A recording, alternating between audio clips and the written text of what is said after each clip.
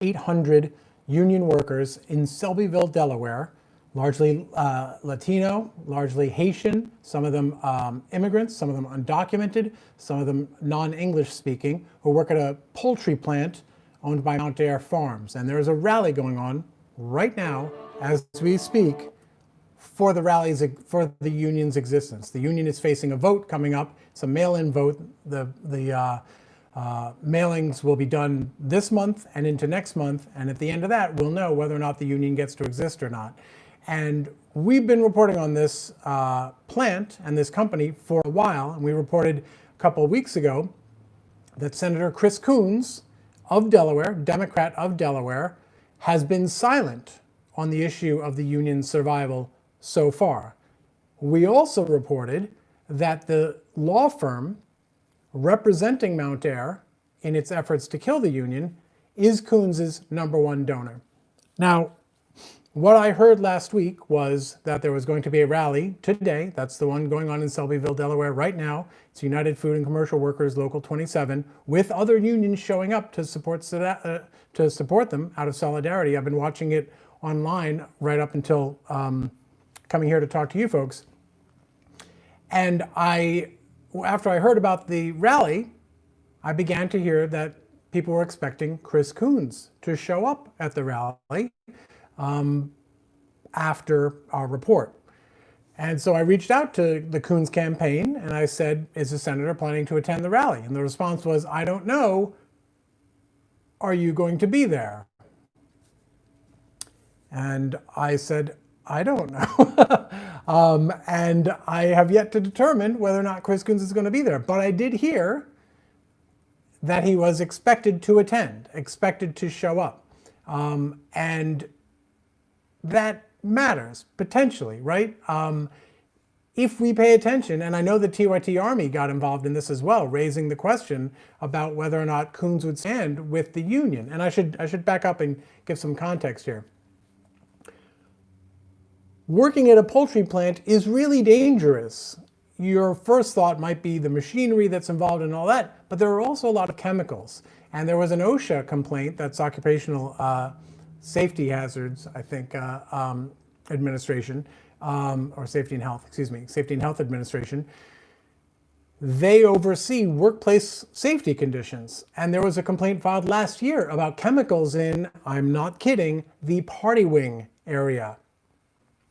The response that the union, Local 27, got back, I believe it was a month or so ago, was that OSHA, this is Trump's department, went to Mount Air and said, hey, is there a problem here? And Mount Air said no. And that was the end of it. That was the end of it. So when I say the union is fighting for their lives, I mean it literally in terms of the health conditions that they were already facing, metaphorically in terms of the union being under threat right now, but also literally now in terms of coronavirus. I don't remember exactly how many cases they informed the union about back in April, but at some point in April, they stopped telling the union how many cases of coronavirus were being contracted at the plant in Selbyville, which, by the way, is a hotspot for Delaware. In the order that the National Labor Relations Board issued, moving back the union vote, the vote on whether the union can continue to exist, the NLRB revealed that Mount Air Farms had shared new COVID information with them. Back in April, Mount Air said, we've put in all these safety measures. At the end of May, according to the NLRB order that I got, at the end of May, Mount Air was saying there were another 34 cases, all of them asymptomatic, which meant all that temperature checking as you walked in to go to work too close to your other employees, all that temperature checking did nothing because they were, to a man and woman, to every single individual, they were asymptomatic. This is what the union is up against. And to date, so far publicly,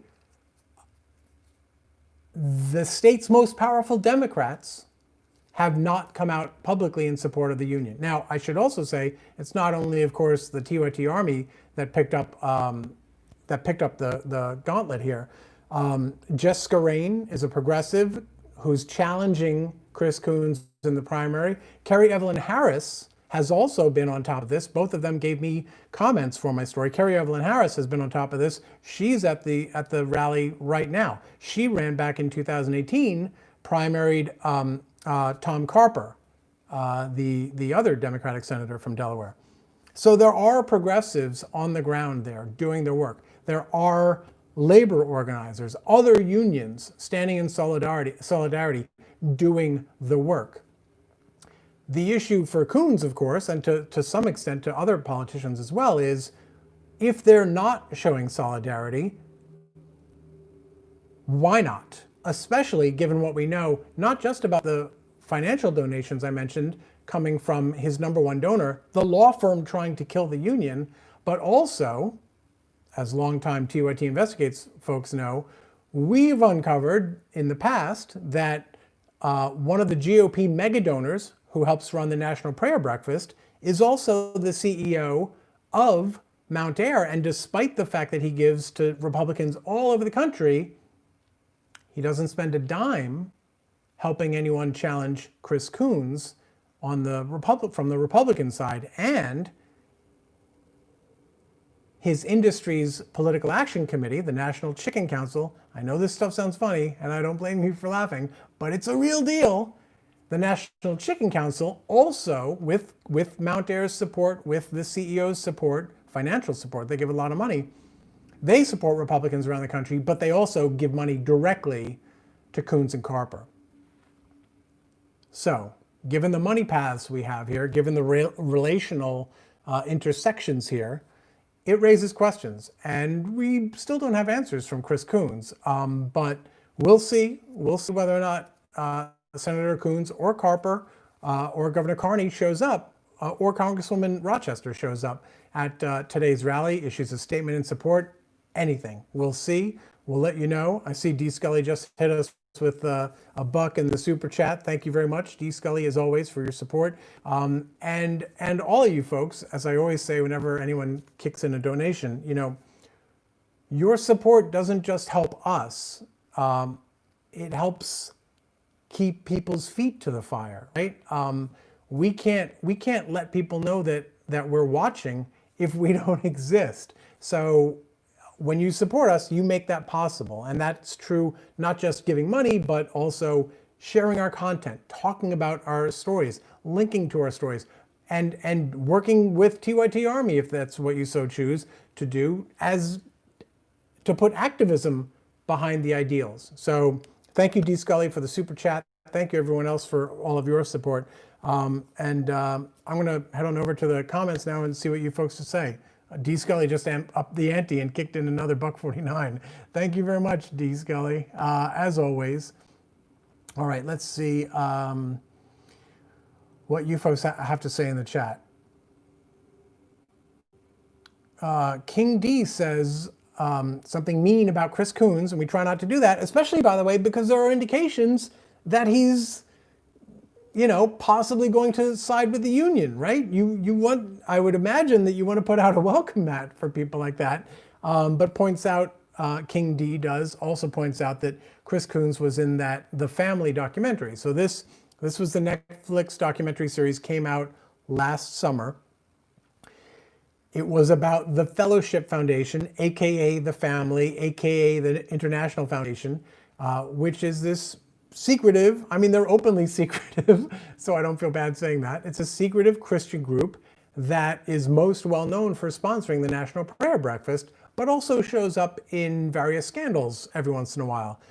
It had a decade or so where pretty much every Republican who got caught cheating on his wife or whatever ended up, it turned out, getting counsel from the family, or when they got kicked out of the house, they were living at the family's Washington facilities, things like that. It's also been involved in anti-LGBTQ scandals. It was very high profile. In fact, President Obama caught some heat for even speaking at the National Prayer Breakfast because of some connections between the family and its overseas affiliates who were connected in Uganda with anti-LGBTQ legislation there. And when I say anti-LGBTQ legislation, I don't mean failing to protect people from getting fired from their job. I mean making gay same-sex relationships a capital offense, killing people. We reported, Ken Klippenstein was a reporter with TYT Investigates at the time. He and I both reported on the family funding congressional travel overseas. In other words, the family would pay the travel bill, the airplane bill, and the hotel lodging and all that stuff for members of Congress to go overseas and meet with anti-LGBTQ leaders in former Soviet socialist republics. And then, of course, the FBI revealed that Maria Butina, Alexander Torshin, these Russian operatives, had used the National Prayer Breakfast to try to network their way to Donald Trump. Now, I happen to think that that kind of undercuts the idea that Putin is influencing Trump, because if you need to establish a side channel to get to President Trump, that suggests you don't have a main channel. But in fairness, it could also be that Russia is not a monolith. It could be that Putin had a direct channel and other operatives wanted to have their own channel. Who knows? We revealed, and I just spoke about this to a pretty high-profile reporter who's looking into some of this stuff as well. So again, this is all you guys making this happen. We revealed that a very close affiliate group of the family out on the West Coast actually reported in their taxes paying money to have the Russians come over. So it wasn't just that the family said, yes, you can attend the breakfast. They either ponied up for the cost of the tickets or went beyond that and funded travel and hotel, who knows. But then the question becomes why? And where did that money come from? Which donor to the family would have wanted these Russians requested by Butina and Torshin to attend enough to pay for it? And if one of the top family donors is a Trump mega donor, that's an open question, right? Whether that was the guy signing the checks and signing off on that travel. So that is a very long-winded, granular explanation of just how sort of octopusian the tentacles are here, and how weirdly they intersect. Some of which we know because you guys made it possible. Thank you. Okay.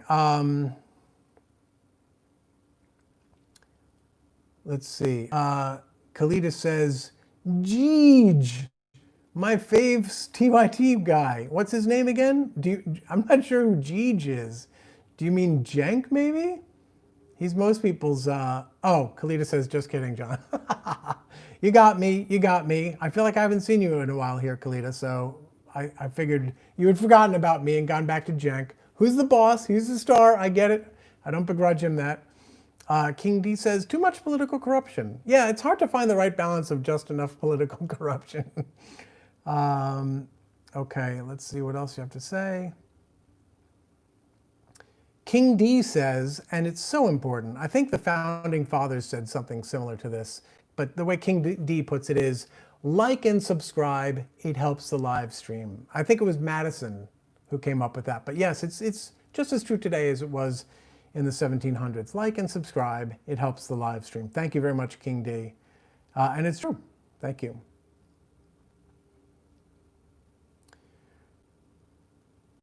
All right, what else do you guys have? D. Scully adds some more context on what these low-wage, exploited, non-English speaking in some cases, undocumented in some cases, which means it's much tougher for them to get help and to pursue help through regular channels. D. Scully points out poultry is also dangerous due to repetitive use injuries. 60 Minutes reported on disabled workers who literally were unable to use their hands after being forced to do singular motions all day. Someone just kicked in 50 Danish kroner. Thank you very much. Oh, that was Weena, of course. Why would I say someone when I know exactly who is watching in Denmark? Thank you so much, Weena. I appreciate that, as always. Okay. Dragon Horizon 89 says, any COVID outbreaks from Trump's rally? So, first of all, here's the joke I've been very proud of all weekend. Criticize Trump all you want, but he did a great job at social distancing at his Oklahoma rally. So yeah, apparently at least 6,200 people came into this 19,000 person capacity arena, and clearly we should, to be fair, it's a little bit early to know whether anyone who attended has contracted coronavirus since it's believed the incubation period can be as long as 2 weeks. Some people never become symptomatic. And of course, the other thing is we don't have robust contact tracing. So even if half the people who show up turn out to get coronavirus, if Tulsa becomes a hotspot, they'll always come up with something like, well, they must have gotten it from protesters who didn't wear masks, right? Even with hard data, they'll always come up with something which, if you're not good at logic and you don't have a lot of, and you're ahistoric, right? You don't know your history terribly well, then you're liable to fall for it. You're likely to get bamboozled, to get hoodwinked, to get conned. But I do think it's quite possible that we will see a pattern of 1 week, 2 weeks on from these rallies, and I believe there's another one tomorrow of people who attended showing up with signs of coronavirus afterwards. It certainly seems possible because they've made sort of a performative ritual out of flouting the flouting the health requirements, the health guidelines. Imperator 1 says, here's the thing that bothers me. We should not at all allow union votes to be controlled or delayed by political entities or entities subject to political takeover, such as the NLRB. Well, then you have a problem. Who's going to be the independent third party? And look, I gave the example of OSHA saying, well, we asked Mount Air, and Mount Air said there's nothing wrong with it. But I don't know whether or not that was just as true under Obama, right? And in both cases, the unions do have avenues for appeal. And to be fair, I have no reason to think that the NLRB, in this case, in Region 5, which is where this is, has its thumb on the scale. I don't know that they don't have their thumb on that they don't have their thumb on the scale, but I have no reason to believe that it is on the scale either. Some of the decision making has clearly favored Mount Air. The fact that the vote was allowed to be held at all because they just signed a new contract, and that was challenged based on the legality of some language in it. And the NLRB found, yeah, you can challenge this and have the new vote, but it was the union that wanted the vote delayed and held by mail, and the union won that battle.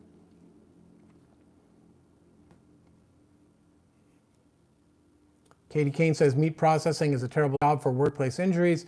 Gira Brown says, what are the establishment Democrats thinking? And I should be clear, I only started to watch the rally a little bit before I had to come here and join you guys, but there do seem to be some state level Democrats who are showing up, who are putting their boots on the ground, putting their skin in the game to support the union.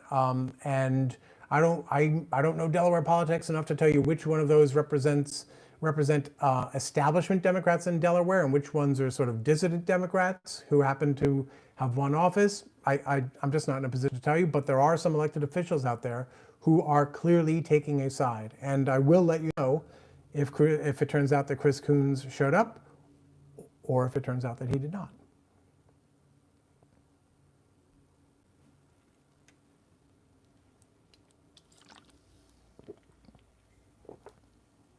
Lemon Lime, very snarky here, says our representatives can only pretend to care about one issue at a time. Give them a break.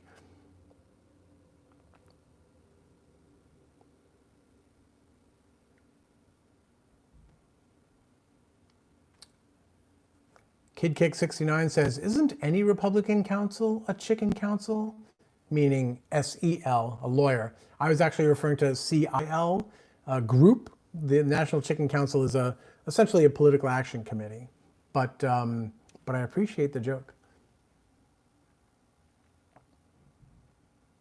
And then I lost your chat, guys. Give me a second. Damn you, YouTube.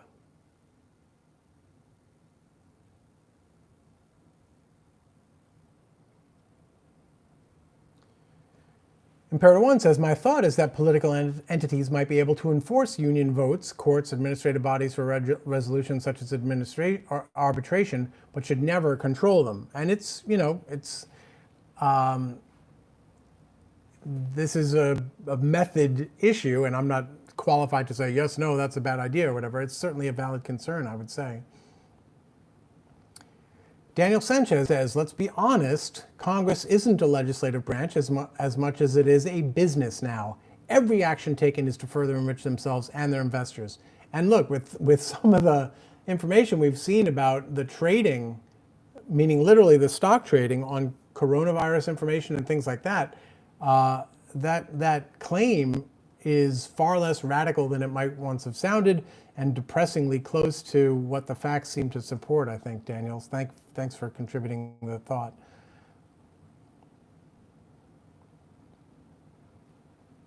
Katie Kane says, chicken processing companies hire undocumented workers, then they work them worse than dogs.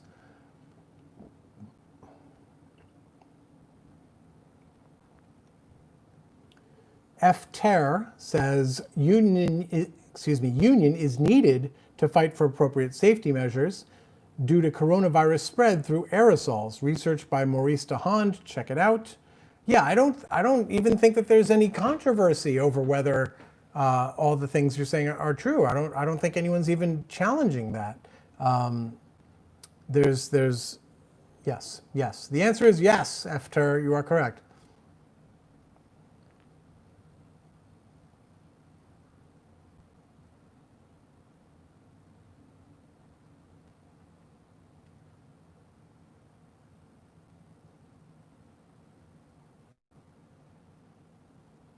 D. Scully says, JL, your compadre doesn't read super chats because he doesn't see them. Can you explain them to him? He's still getting oriented to doing live spots. He sees my stickers when they're moving, though. So one of the challenges, I'm sorry about that, D. Scully. One of the challenges that TY and I have had is that literally right after he got hired, everything clamped down, which meant all the internal apps and tools that TYT uses, we were able to do some remotely where I could sort of show him, this is how this works and all that stuff. But and it's not like, it goes the other way too, right? He's got a much more impressive background than I do, and so he's got things to teach me from his experience. I had things to show him just because any new hire, right? You bring them up to speed on how the company publishes stuff and handles its social media, all of that stuff. And so, yeah, we it's been a little bit of a challenge because of the lockdown aspect of it. So I apologize and beg your forbearance. Katie Kane says, the business owners, I'm assuming this is a general comment, not about any specific business, bring buses to bring workers to the plants, schedule ICE raids at the end of the week so they don't have to pay their workers. Despicable. I've never heard of that. That's amazing if that's the case. I'd be curious, Katie, if you wouldn't mind posting a link, I'd be curious to check that out. The Squad Plus One says they have nothing to offer the unions if we take healthcare off the table and enact Medicare for all. I don't know that I see it that way. For one thing, even if you have a great healthcare plan through your union, you are still stuck in the job, right? You are still stuck in the career. You are still dependent on an employer deciding to employ you in order not to die or go bankrupt or have your family do the same. So I don't think it would be too tough of a reach to let people understand that their autonomy and personal liberty and options, their breadth, their range of options in life generally will be vastly greater if you don't need anyone to assess you on the basis of your utility for their capital producing endeavors to determine whether or not you get to have health care or not.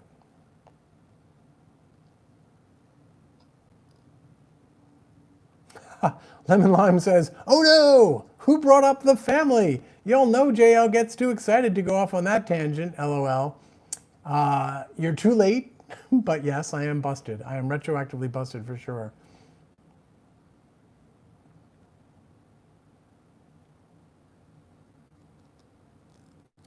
KidKick69 says, they should give you a weekly special where you read and reply to all the unread comments. Your information and inclusiveness is great. Well, thank you very much. I feel like I try to do it every day. In fact, I've been wondering whether I should maybe have the live hits every day at 11:30 be more of a freewheeling thing, less, you know, don't bother with the commentary or the analysis at the top. Just say, hey guys, how are you? Let's have our daily chat. And then, you know, I did a couple of posts over the weekend that were in relatively quick response to developing news, and they did really well. So I began to think, well, maybe I should do that more and use the daily 11:30 hit just for chat.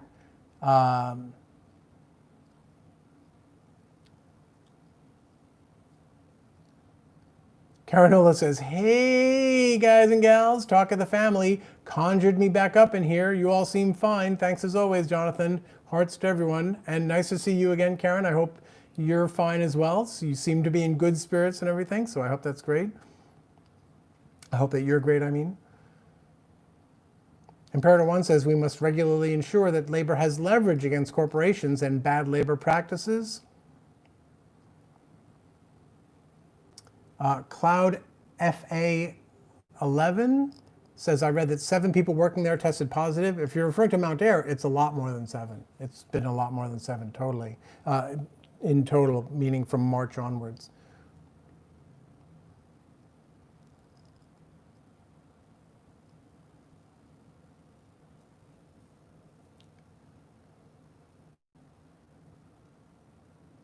Katie Kane says the meat cutters union was good back in the 70s, back when grocery stores had butchers.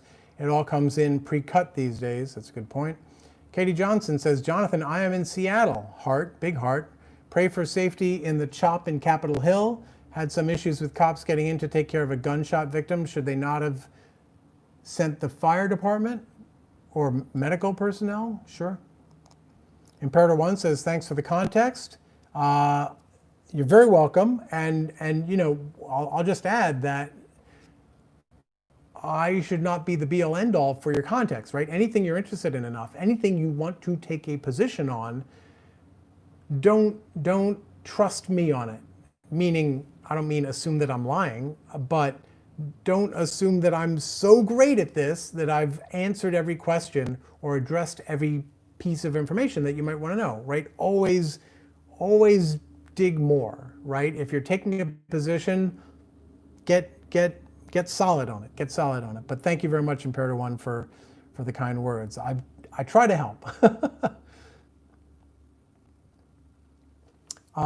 Theron Mayo says, is OSHA run by states or the feds? So it's a federal agency. It's part of the executive branch. It's ultimately its boss is the president. I believe it's part of the Labor Department, if memory serves. But that doesn't mean that individual states don't have their own mechanisms for similar concerns and similar regulation.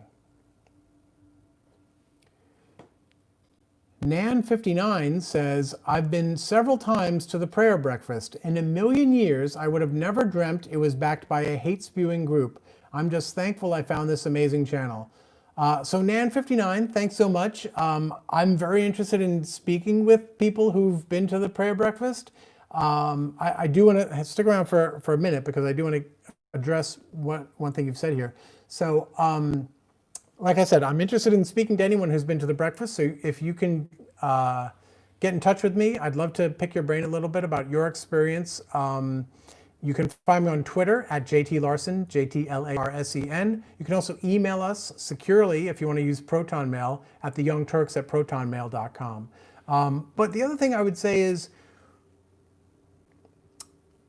when we say that the prayer breakfast is backed by a hate-spewing group, in my experience, that's not quite fair. Now, it's certainly true that it's established that the family came out of anti-labor origins. And there certainly have been strains of racism and other kinds of horrific things within individual members. And certainly the family is known and openly says that they engage with dictators, tramplers of human rights. This is part of what they do. And they don't do it to try to like make them be nice. They do it because they are invested in Christianity as it relates to power. And when I say Christianity, I don't mean specific tenets about how we should treat each other. I just mean belief in Jesus. That's it. What their phrase, I think, is Jesus plus nothing. There's no moral component to it. And this is something I've been trying to explain to people for a while, that like it's actually bigoted to assume to ascribe morality to Christian. If you think of the word Christian as a synonym for moral, then that's a slur against everyone who's not Christian, right? Christian is just a denomination. It doesn't mean better person. It means you believe a certain silo of religious dicta, right?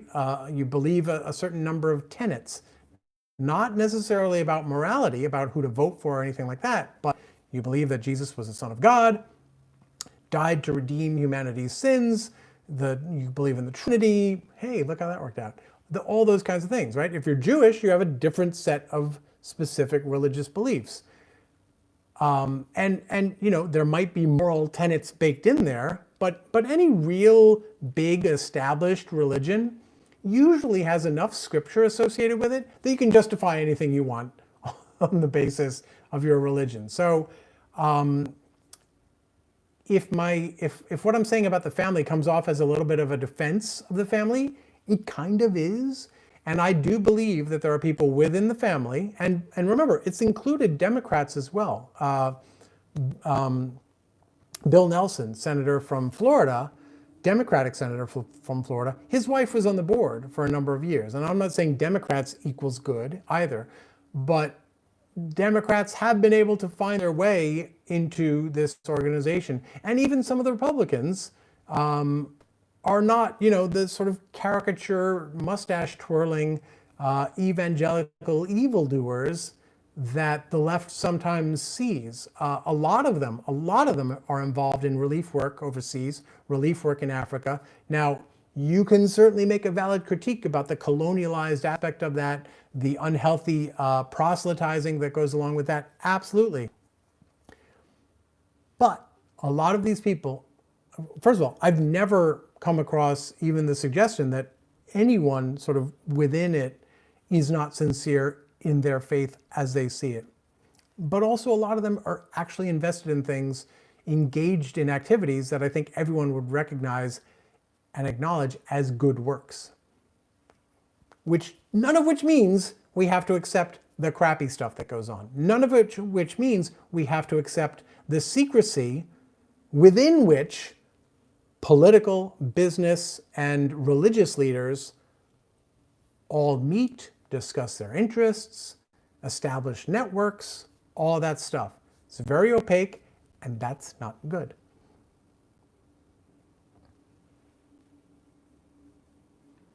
But anyway, Nan59, please get in touch. And thank you for commenting and sharing your experience.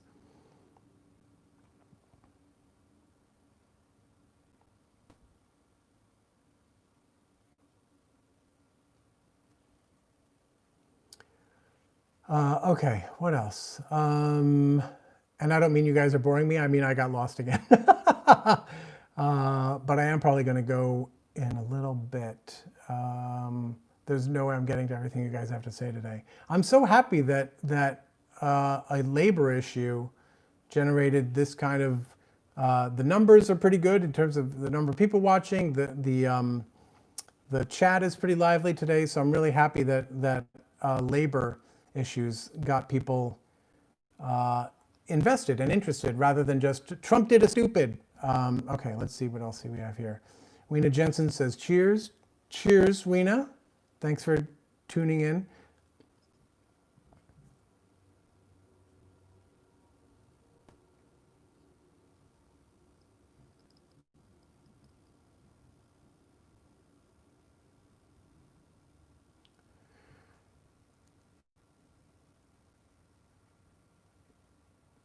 You guys are now in an interesting debate, not debate even, just conversation about another aspect of Medicare for all, right, or universal health care would be that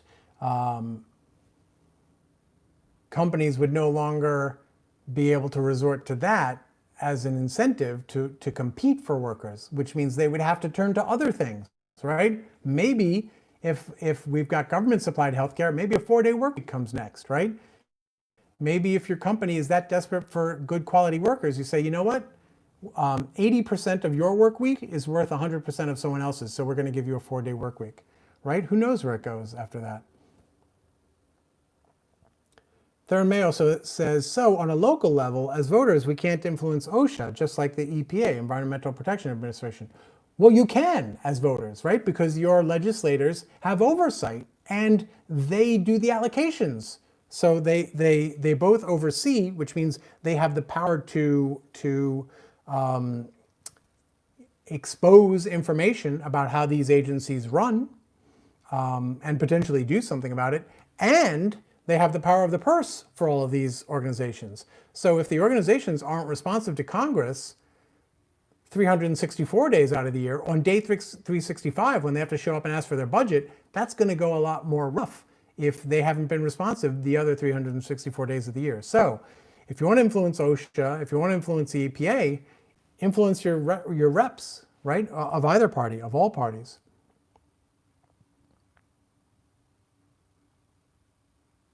Caranola reports Abe in Japan is so regretting his handling of this pandemic. His popularity rating is now 36%, and we've got a mini surge in the Rona of 30 to 45 recorded cases per day.